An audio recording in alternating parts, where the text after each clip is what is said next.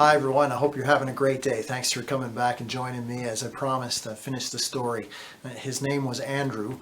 He came from Holland and the Lord had called him to minister the gospel of Jesus Christ across the lines into the occupied territories behind the Iron Curtain.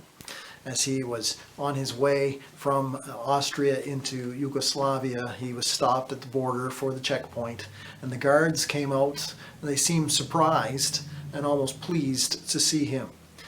Andrew figured that they didn't have a whole lot of business there at that guard post. As he passed them his passport, he realized that they were sort of perplexed at what they were looking at. Perhaps they'd never seen a Dutch passport before. There are a few formalities that we must follow, the guard announced to Andrew, and Andrew was happy to oblige. They got him to get out of his car and they began to search. One of the guards was poking around in his camping gear, and Andrew knew for sure that this was probably it. But he whispered his prayer, "Make them unable to see." As he poked through the camping gear, he knew that there were tracks there and that they could easily be found. He moved on to the back seat. He pointed to the suitcase in the back and said, "Get that out so I can look at it."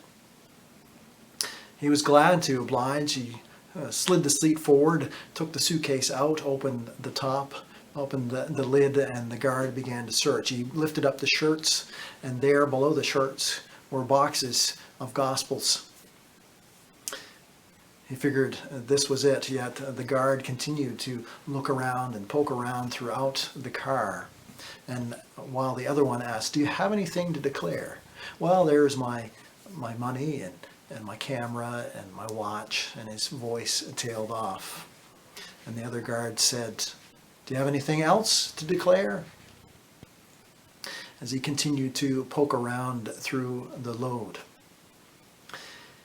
Well, Andrew decided that he would take a chance, and he engaged the guard that was watching him in conversation. It seems rather dry for this time of year.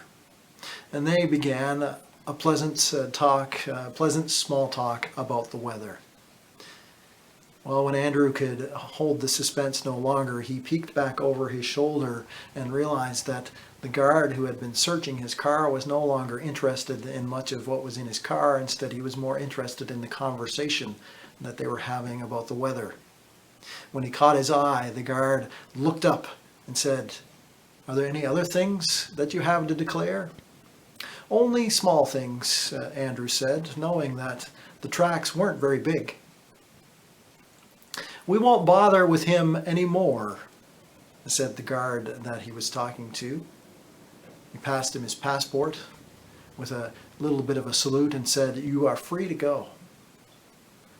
Off Andrew went to bless the believers in the closed country of Yugoslavia with all of the scriptures that he was smuggling in. It seems dry for this time of year, an interesting way to engage someone, even when he was in that difficult situation, which could easily have turned out quite bad. He could have lost his car, he could have lost his luggage, he could have lost his freedom, and for that matter, he could have lost his life. Yet he was willing to risk that for the sake of the believers in Yugoslavia, so that he could share the good news of the gospel with many. It makes me think of another story. It's about Augustine of Hippo. He lived and served in northern Africa and was an influential leader of the early church. His writings are still studied today. One day, as Augustine was walking along the seashore, he saw a little fellow playing and working along, and he said to him, "What are you doing?" "Sir, I'm digging a trench," the little fellow said. "Well, why are you doing that?" "I'm going to empty the sea into my trench," said the little fellow. The great thinker, the leader of the early church, continued on his walk, and musing as he went, he ended up concluding, "So the lad thinks that he is going to empty the sea into the little trench that he has made in the sand." Sometimes we are like that. We propose to encompass the infinitude of God in the small limits of our mind. How was it that Andrew could have crossed that border without them being able to see?